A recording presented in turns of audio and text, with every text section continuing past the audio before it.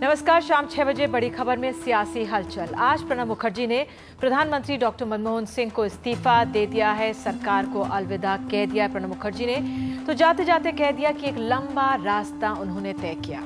सरकार के संकट मोचक ने रायसेना हिल की राह पकड़ ली है, लेकिन जिसके सहयोग से उनके नामांकन को बल मिला, समाजवादी पार्टी के नए युवा मुख्यमंत्री अखिलेश यादव ने यूपीए सरकार के लिए खतरे की घंटी बजा दी है। आज एक अंग्रेजी अखबार में छपे इंटरव्यू में अखिलेश ने कहा है कि यूपीए में कुछ बचा नहीं है, गठबंधन में शामिल होने का फायदा नहीं है, कोई आशा नहीं कि यूपीए दोबारा सत्ता में आएगी। चुनाव 2014 से पहले हो सकते हैं। साथ ही ये भी कहा कि केंद्रीय सरकार 90,000 करोड़ का हमारा हिस्सा दे, ये हमारा पैसा है, कोई पैकेज नहीं है। उधर साथ ही प्रणब मुखर्जी की दावेदारी को मजबूत करने वाले बिहार के मुख्यमंत्री नीतीश कुमार भी आज दिल्ली में हैं। वे भी 28,000 करोड़ की मांग के साथ राजधानी में हैं। खास ये कि एनडीए में सहयोगी होने के बावजूद वे बीजेपी के अलग संगमा के समर्थन में नहीं उतरे। तो कई सवाल उठ रहे हैं, क्या राष्ट्रपति चुनावों में समर्थन के बदले में यूपीए पर बड़े बड़े पैकेज का दबाव बढ़ेगा? अखिलेश यादव का कहना कि यूपीए में कुछ नहीं बचा, वाकई क्या कांग्रेस के लिए खतरे की घंटी है? क्या यूपीए और एनडीए की कमजोरी से तीसरा मोर्चा राह बनाने में जुटा है? एक बेहद खास पैनल हमारे साथ आज मौजूद है। हमारे साथ यहाँ पर कमाल फारूकी साहब, नेता समाजवादी पार्टी, भूपेंद्र यादव सांसद बीजेपी हमारे साथ हैं, वसीम अहमद नेता कांग्रेस, सुदीन बदौरिया जी नेता बीएसपी, शरद प्रधान वरिष्ठ पत्रकार हैं उत्तर प्रदेश से हमारे साथ जुड़ रहे हैं, और कुछ देर में साबिर अली सांसद जेडीयू जुड़ेंगे। तो आइए चर्चा की शुरुआत करते हैं। और जो अखिलेश यादव का आज इंटरव्यू छपा है, जो उन्होंने बयानात दिए हैं, उनको समझने की कोशिश करते हैं कि क्या इसका असर होगा, क्या वे कहना चाह रहे हैं। 100 दिन उनकी सरकार के पूरे हुए। सबसे पहले आपसे कमाल फारूकी साहब, क्या कहना चाह रहे हैं अखिलेश यादव? वाकई कुछ बचा ही नहीं है यूपीए में? देखिए, आप सिर्फ उसके एक हिस्से पर मत जाइए। अखिलेश यादव जी का जो इंटरव्यू है वो बहुत ही डिटेल्ड इंटरव्यू है, और उन्होंने हर मुद्दे के ऊपर अपना एक कमेंट दिया है और उन्होंने बतलाया है। उसमें दो खास बातें अगर आप गौर करेंगे, यूपीए के ऊपर तो मैं बाद में आऊँगा, लेकिन वो खास बात आप ये कहेंगी कि उन्होंने किसी किस्म के भी कोई लेम एक्सक्यूजेज वाली बात नहीं कही है, और बहुत ऑनेस्ट उन्होंने कहा है कि कहीं कहीं जहाँ जहाँ हमसे लैप्सेस हुए हैं हम उसको ठीक कर रहे हैं। और उन्होंने कहा है कि ये 100 दिन की हमारी अभी परफॉर्मेंस है, 6 महीने के बाद जो है हम कोई किसी किस्म की कोई पुरानी सरकार को या पुरानी चीज़ को कोई कोट नहीं करेंगे, बल्कि हम खुद उसकी जिम्मेदारी लेंगे, और हमें पूरी उम्मीद है कि 6 महीने के अंदर अंदर हम तमाम चीज़ों पर कंट्रोल कर लेंगे। हर चीज़ के ऊपर वो अलग अलग बोले हैं। बहुत शानदार इंटरव्यू है।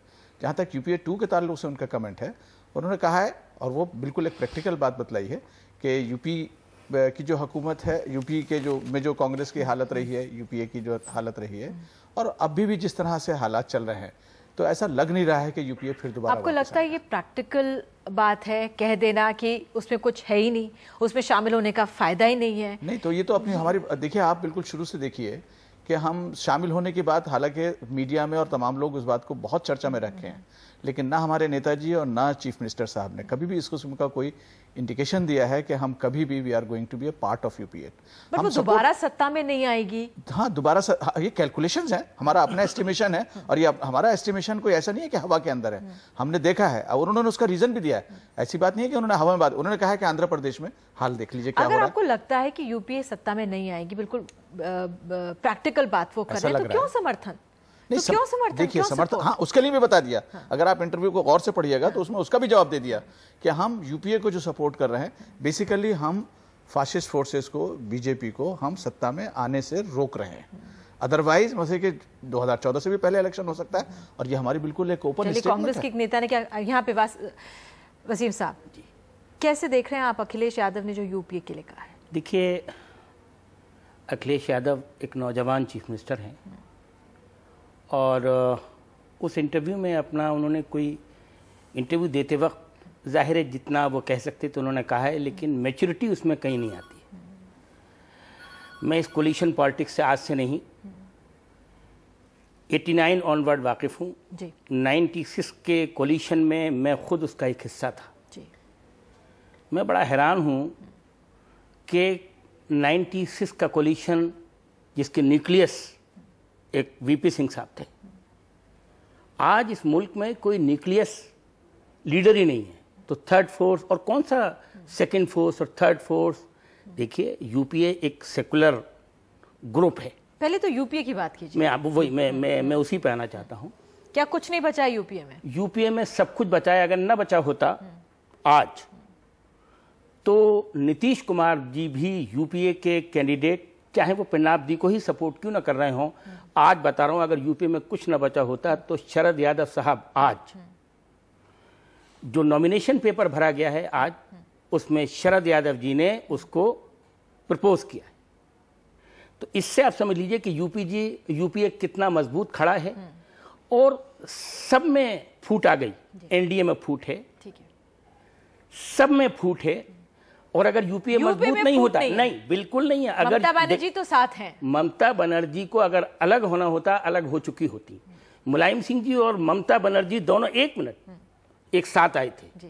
मालूम है 8 घंटे के अंदर मुलायम सिंह जी यूपीए के साथ आ गए और ये कहा कि अच्छा, जो प्रणब मुखर्जी कैंडिडेट, हम उनको एक्सेप्ट करते हैं, मानते हैं। तो यूपीए कहाँ कमजोर है, किस जगह कमजोर है? Do you have the NDTV Profit app? All the markets, all the news and your own homemade, ready-made portfolio available there for you. We will right now answer what you should sell, what you should buy when markets are down. Download at ndtvprofit.com/apps. Get the best app from the channel you trust.